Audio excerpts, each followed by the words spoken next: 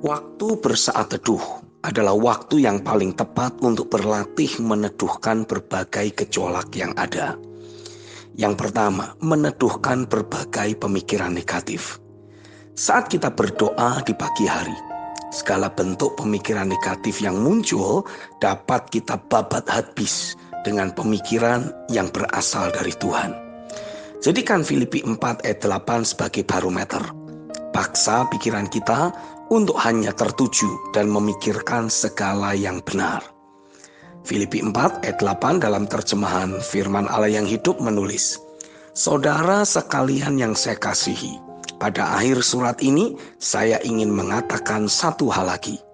Arahkanlah pikiran saudara kepada hal-hal yang benar, yang baik, dan yang adil.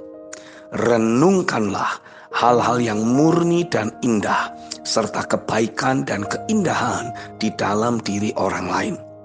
Ingatlah akan hal-hal yang menyebabkan saudara memuji Allah dan bersukacita." Yang kedua, meneduhkan berbagai gejolak emosi negatif. Berbagai bentuk tekanan di dalam batin, entah itu berupa kekhawatiran, kecemasan, kegundahan, semua perasaan dan gejolak emosi negatif dapat kita tanggulangi sampai tuntas dengan cara berdoa dalam bahasa roh dan mendeklarasikan firman sampai kita bisa merasakan adanya kemerdekaan di dalam batin. Pada saat yang sama, kita juga sedang membangun diri kita untuk senantiasa mengalami kesadaran akan realita Tuhan.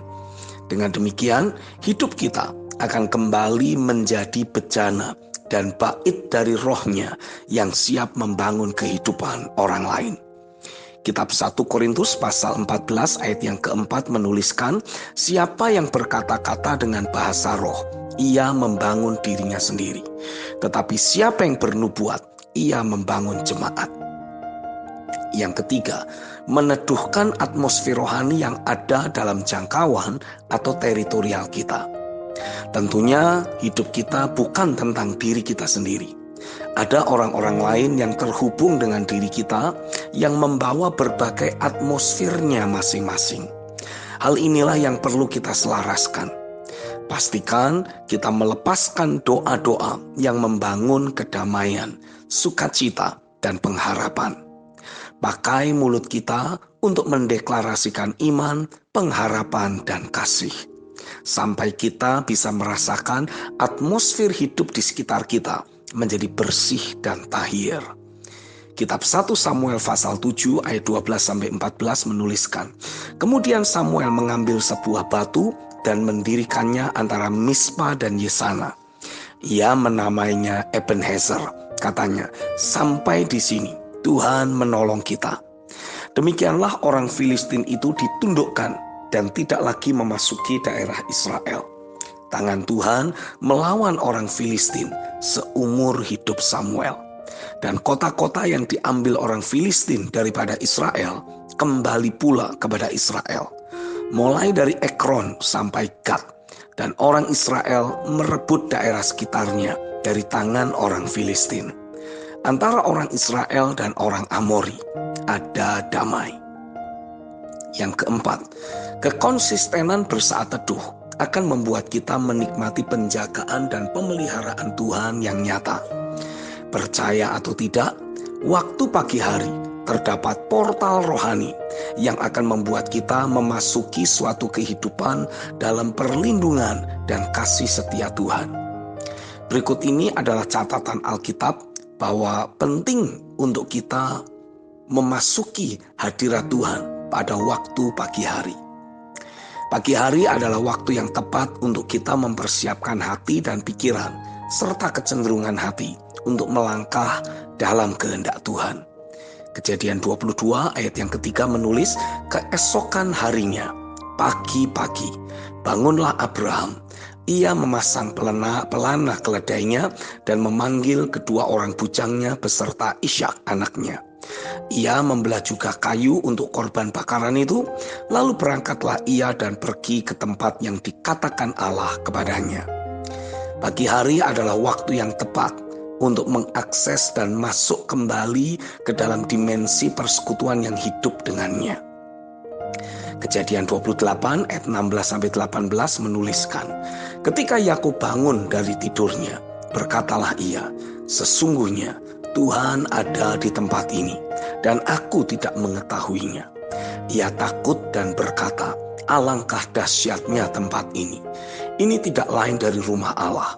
Ini pintu gerbang sorga. Keesokan harinya, pagi-pagi, Yakub mengambil batu yang dipakainya sebagai alas kepala dan mendirikan itu menjadi tugu dan menuang minyak ke atasnya. Pagi hari adalah waktu yang tepat untuk kita berserah penuh kepadanya dan melihat kedaulatannya yang sangat nyata berperang bagi kita. Kitab Keluaran pasal 14 ayat 24-25 menulis, dan pada waktu jaga pagi, Tuhan yang di dalam tiang awan dan tiang api memandang kepada tentara Mesir, lalu dikacaunya tentara orang Mesir itu.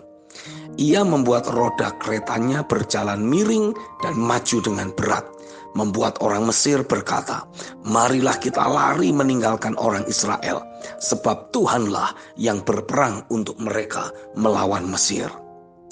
Pagi hari adalah waktu untuk mengakses segala porsi berkat yang Bapa telah sediakan. Tolong jangan selalu mengasosiasikan berkat dengan uang. Kitab Keluaran 16 ayat 21 menulis, setiap pagi mereka memungutnya, tiap-tiap orang menurut keperluannya. Tetapi ketika matahari panas, cairlah itu. Pagi hari adalah waktu untuk mengalami perjumpaan dengan realita hadirat Tuhan. Keluaran 34 ayat 2 menulis, bersiaplah menjelang pagi dan naiklah pada waktu pagi ke atas gunung Sinai. Berdirilah di sana menghadap aku di puncak gunung itu. Pagi hari adalah waktu di mana kuasa doa bekerja dengan sangat hebat. Mazmur 88 ayat 13 menulis, tetapi aku ini ya Tuhan, kepadamu aku berteriak minta tolong, dan pada waktu pagi doaku datang ke hadapanmu. Amin.